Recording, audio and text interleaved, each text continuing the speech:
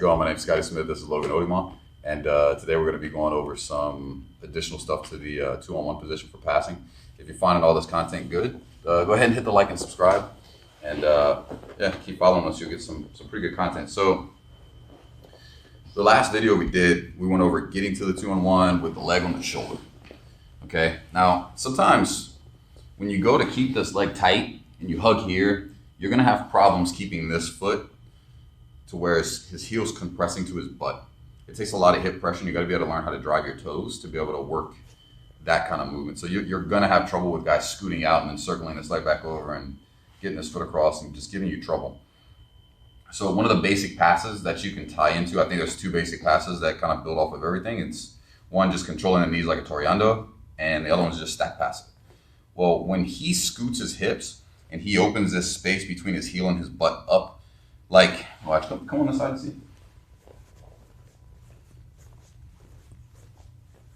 So I want this to be all the way tight here.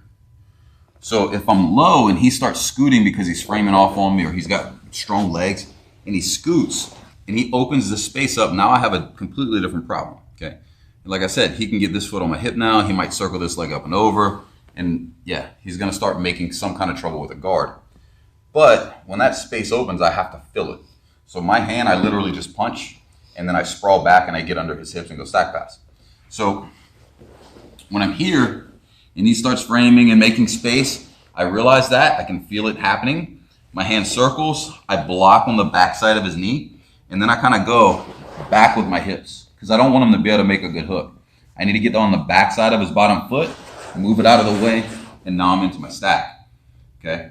So once you're stacking, I'm gonna show you two ways to finish, okay? One's just gonna be the basic way that everybody kind of learns, at least one variation of it. And the other one's gonna be when the guy flares his knees really, really wide. We're gonna take advantage of kind of his body being fairly rigid.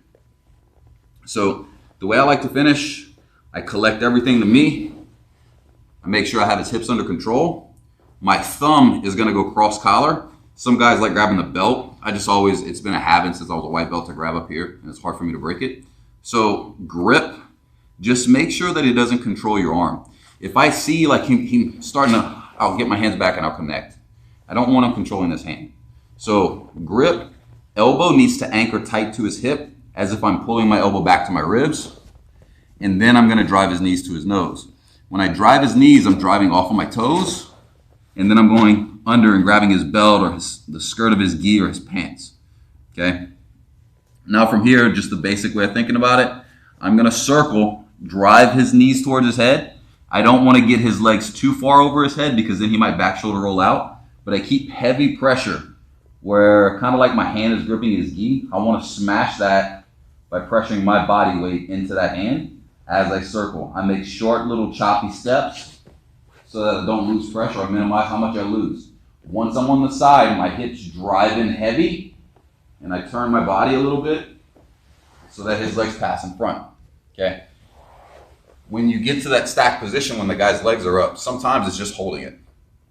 Like once I cut that angle and I'm like this on him, if he's not giving me the pass yet, just hold it. Take your time. They can't really go anywhere. Just settle your weight and their legs will pass, okay? So that pass again.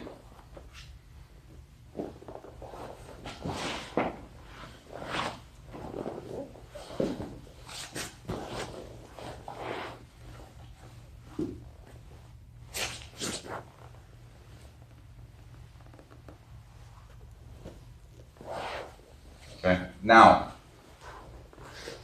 once you get to this part where you got the guy's legs on your shoulders, one of the hardest things is if guys start flaring their knees and I'm trying to gather his legs, you run into this. It's tough. I can't reach anything good. So my hands, I'm going to grip the bottom side of his belt, and my hands are going to be like this. They're not going to be like this or like this. It's going to be like I'm at like 4 o'clock and 7 o'clock on a steering wheel, okay? So, or 4 and 8. I think that would have been the right way of saying it, 4 and 8. So I collect, he's flaring his knees really wide. I'm gonna get one grip on the belt right underneath his hip. So not on the side, not underneath completely, but on kind of like between the side of his hip and his back. One, and then I get the second one. Once I have these grips, I'm good to go. His hip is kind of saddled in that little space.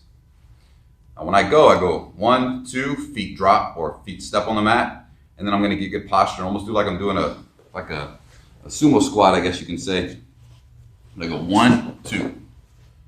And once I get to here, I just stand up. I pick a side. I'm making him roll over his left or his right shoulder. I tend to go over the right shoulder just because of the way I like to attack the back. So as I go up, I make him cut for a flip. He'll kind of land to where I'm on the side of him, and then I can start attacking his back. So I'll go slow. Okay. All right. So that's a good way to combat when the guy's flaring his knees. Just grab the belt. Okay. Pop up. Start working to take you guys back. So I'll just start from the top.